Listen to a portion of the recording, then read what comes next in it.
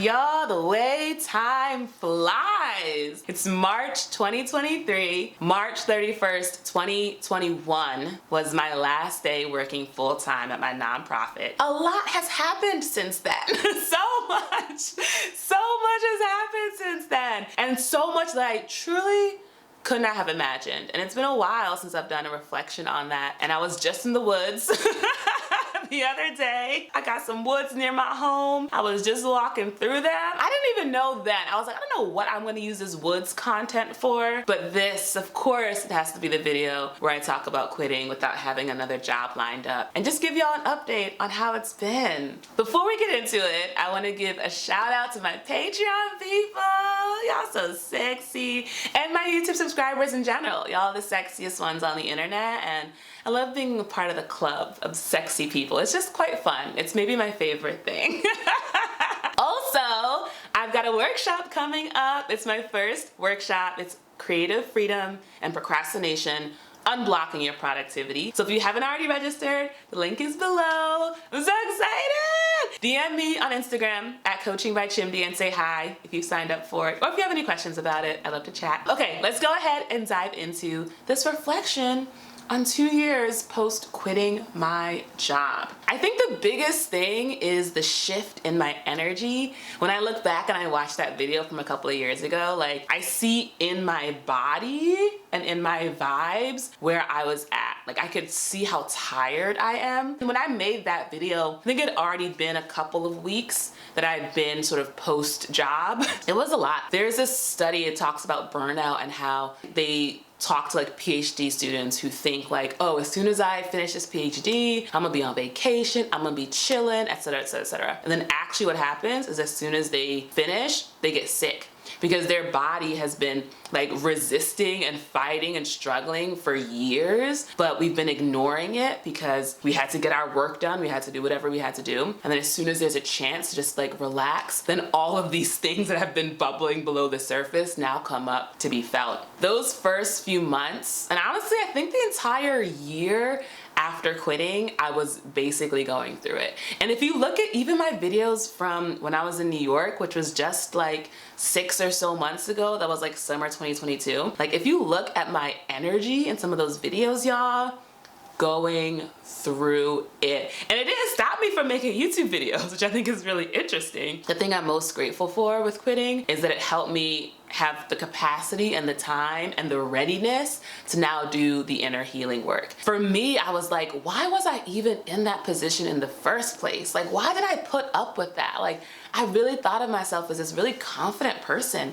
And I really thought of myself as someone who really loved themselves and really valued themselves. And I was like, how can it be that I hold myself in such high regard and I think of myself so highly, but when I actually look at the evidence of my life, it doesn't show that kind of love and that kind of care and that kind of compassion.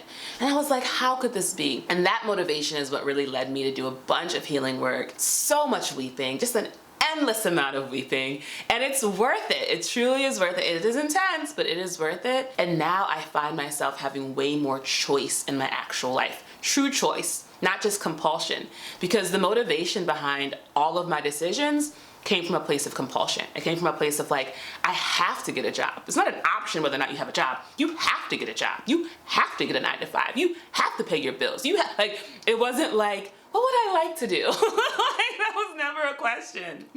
That idea of a question was like, what would I like to do in my free time when I'm not working my 9 to 5 job? Like, that was the extent of my capacity to think about prioritizing myself and my desires and my life. It was always about how do we make sure our basic needs are being met. And once those are met, then we can have fun doing all these other things. It's so nice, y'all. It's so nice to be excited about your work. I literally used to think that was for the 1%. I was like, y'all who love what you do are so freaking lucky, and you don't even realize how lucky you are. Like, most of us don't get to do that, right? And now that I'm in this new phase of my life where I'm like I'm working on this workshop, y'all, and I'm excited. And it's so fascinating because I'm doing the exact same activities that I was doing in my full-time job. So the job that I quit, I was a director of a fellowship, and I helped educators get roles in public policy. So I like ran a fellowship, I did coaching, I was sending out emails, like I was doing all the things that I now do. It's so, like, God is so funny. And I'm so grateful, because obviously it was a tough experience. I learned so much in that job that I'm now using as a full-time creative coach and as a YouTube content creator. Like, it's the exact same skill sets, and I got to learn it in this container and now take it and apply it to my own stuff. And I have such a renewed appreciation for that time and for my own business now, because I know what it's like and I know what happens when it scales. Because right now I am the only employee of my coaching business, but I see what happens once I start hiring like a virtual assistant to support me on this, and a social media person, and a copywriter, and all that. Like, I can see the way it grows, and it's just really cool. It's really, really cool. And just to realize that it's possible, like, it's such a mindset shift. And Thomas Hübl, he talks about how when we have different levels of awareness and consciousness, the next level is as if there's a hole in our ceiling. And there are things that like drop from that level into our current room, and we're like, where'd that come from? What's going on? So we don't know exactly what's on that next level, but we start getting these signs of like, oh, I think there's something more. But you really cannot see it until you're there. And that's what it's like when it comes to living a life that's actually in alignment, where I'm like, this was always possible. People have always been talking about this. There are so many books, so many YouTube videos, so many resources, but it didn't click until it clicked. And now I'm like, oh, and it's so like the flow, y'all. If y'all have ever been in a flow state where it's just like, it just be rolling out of you, you can create a life that is in flow. Like, it doesn't have to be like an hour a couple times a week. It can be like the natural state of your life is flowing, and then as things come up that block or interrupt that flow, you have the capacity to examine and, in my experience, do a lot of weeping, and then you're back in the flow, and it's so nice. It's so nice. Okay, I also want to talk about maybe some of the like harder parts. One of the biggest challenges for me since quitting has been not having as much money as I used to have, and having to ask people for help and rely on people. So I'm recording this video from my sister's home, and it's been an incredible journey of accepting the love that's always been here, because that's been my stuff, is like being very independent, I'm gonna do it on my own, I don't need no help kind of thing. And then I found myself, I didn't, like, even that, it's like, take responsibility. I created a situation for myself where now I had to rely on people for support. And instead of it being this like painful thing of people rejecting me, they were like more than happy to welcome me into their warm, loving arms and support me and be my patrons as I made this transition into, growing my YouTube and having my coaching business. So it's just been really healing. I didn't understand the extent to which having people who love and care about you and who presence you and who witness you is the most restorative and healing thing. And it's probably my favorite part of being a creative coach. I think people come in, and I very much advertise it around like your creative dreams, your creative goals, let's make this plan, let's get to it. But what it actually comes down to is like, there are very wise, intelligent reasons why you have not made progress on these goals. And in the container we create together, I'm gonna hold space for you to let that stuff come up and for us to let it go together. And so it ends up being really, really, really intense, but I've experienced what it's like to be on the other side where I'm witnessed like that, and it is incredible. Like, I honestly wish everyone could experience what it's like to have someone genuinely listen to them, someone who has the capacity, someone who's not trying to fix them or solve them, but who's just able to be there and witness. Oh, I swear, y'all, it's the hottest. Like, it's so great. It's so cool. It's so cool. I highly recommend it. Highly, highly recommend it.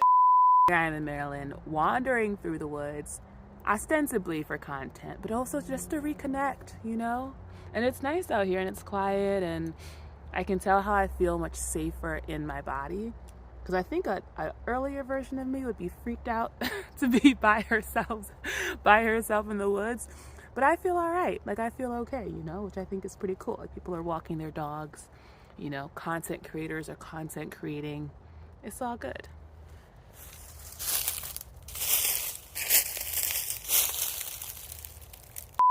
I've also had to do a lot of growth around structuring my free time. So in that video, I talk about how I was gonna start doing the Sabbath. I was gonna start taking these days off. And what I found is that, you know, there is a wisdom to why we create tight structures that manage and channel our time. And for what I found is that it was very discombobulating, I guess, to not have any of that structure. And it actually, I didn't feel safe without that structure, without this is what you're doing, this is when you're doing it, this is the time. And so of course I was then in a 9-to-5 because it gave me that kind of structure. And so now being with, why do I need that tight of a structure in the first place? That has been really healing. And then what does it look like to create structured time that is actually allowing what needs to emerge while also still allowing me to meet my goals and get things done. And one thing I'm really proud of is my consistency on YouTube. Like, I've tried so many different modes of YouTube where I do like 2 to 3 videos a week and I go live every other week, to a couple videos to, and I love that I'm at this rhythm where it is every week you get 1 video, and it's so sustainable and it feels so good. And it's such a reflection of my ability to balance what's happening inside of myself, where I know that I don't need to chase after you all as subscribers or as viewers, and I'm not like dependent on y'all for anything. Like, it's really this generous and genuine exchange of energy and information and light and love, and we just like chat and we have these conversations, and that's that. Like, we don't owe anything to each other, and that feels really, really, really good.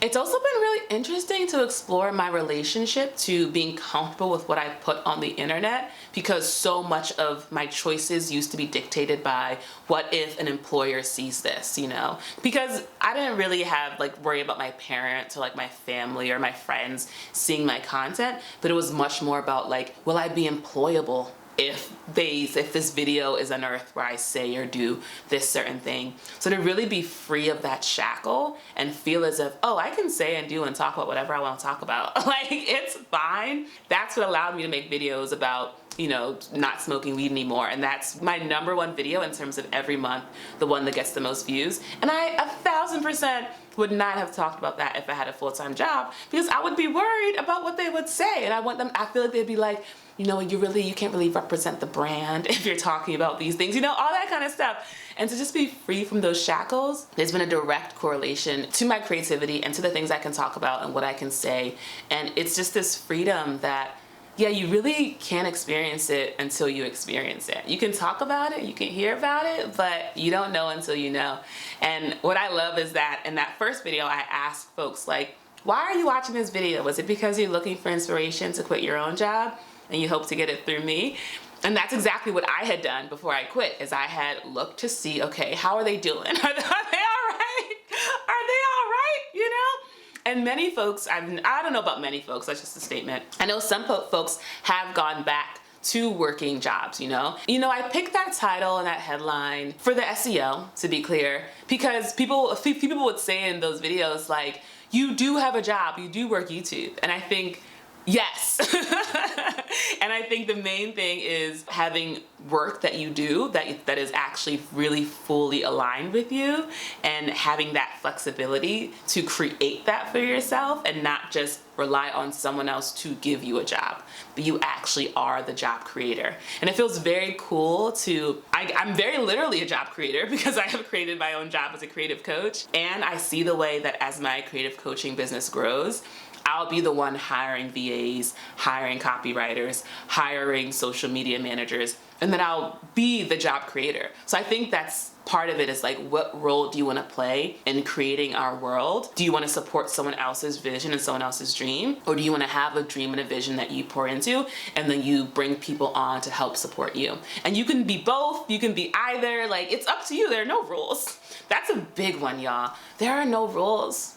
at all, at all, at all, at all. There's just these structures, there's just these ideas, and you either buy into it or you don't. Like that's just the whole shebang. But yeah, let me know in the comments if you have any specific questions about how things have been. I have not been to a doctor one time.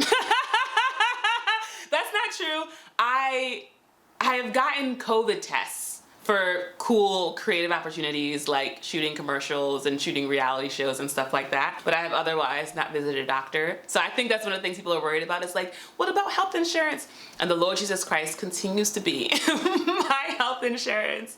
And that's part of it. Like you have to be comfortable with the risk of like, you know, something goes sideways. Do I trust that I'm gonna be okay, that I'm gonna be supported? We all have different levels of tolerance of these different risks. And I think what can be unfortunate is that sometimes we're like, oh, let me keep this job for the health insurance, but then it's the job that makes you sick. So then it's just like, was it worth it? But we all have our own calculus, right? And that's the beauty of being alive, is we get to do it our own way. Are you still in the job you were in 2 years ago? And how do you feel about that? I feel like people in my comments often share like, yeah, girl, I just quit that job. Like people who are in my comment section are very free. They're just like, girl, couldn't do it. And I'm like, I get it, queen. I get it. So yeah, I'd love to know. It's been 2 years. And I know a lot of people came to my channel because of that video. So y'all have been rocking with me for 2 years. And I'd be curious, have you all seen a shift in me and a difference in me? Because I feel like I see the way, like I have more energy and more light and more joy and more fun, and I'm more in my body and I'm safer and all these beautiful things. But is that evident to you? Or are you like, no girl, you've always been a bright shining light?